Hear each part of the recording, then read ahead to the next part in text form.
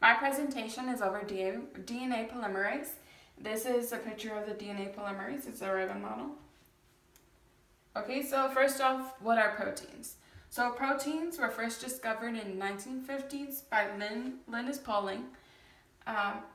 They have a basic structure. They are made up of 4 groups. They're made of an amino group, an R group, a hydrogen group, and a carboxyl. Here's actually a picture right here. Structure determines their function. So every protein does something different. It just has to depend on what structure they are. Molecular chaperones are responsible for helping proteins find their structure. So here is just a chart that I put in of proteins. Here are some examples. The antibodies, enzymes, messenger proteins, structural component proteins, transport and storage proteins. And here's a description, for example, antibodies. What do they do? The antibodies bind to specific foreign particles, such as viruses and bacteria, to help protect the body. Example is hemoglobin. Okay, so DNA polymerase. A lot of people say it looks like a glove. I'm sorry, a hand. Here, you can see it kind of does look like a hand. Here is the fingers, the palm, the thumb.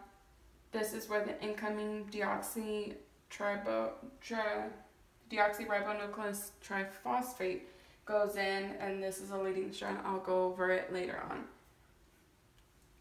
DNA polymerase, this is a ribbon structure. Again, it looks like a hand. Here's the thumb, fingers, exonucleus domain, and this is where the template will go. Okay, so DNA polymerase, it's used in DNA replication. It's first, what happens in DNA replication, helicase comes and unwinds this winded DNA sequence. And the helicase comes and unwinds it and then it unzips it all the way to like the middle where it's a replication fork. There looks like a Y. From there, DNA polymerase comes and adds on the corresponding bases. It also serves as a proofreader. So as it is attaching, DNA polymerase makes sure that it is attaching to the correct base.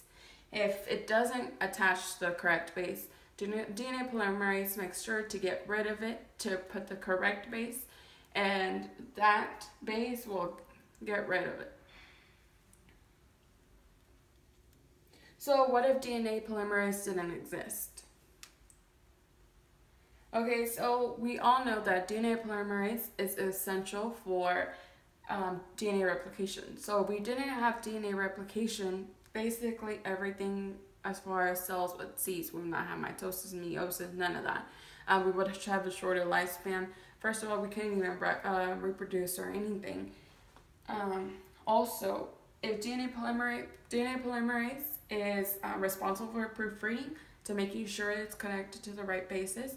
So if DNA polymerase is not there to correct things, this can lead to abnormal cell growth. It can lead to cancer. Of course, like I said, shorter lifespan and no future generations. And that is it for my presentation.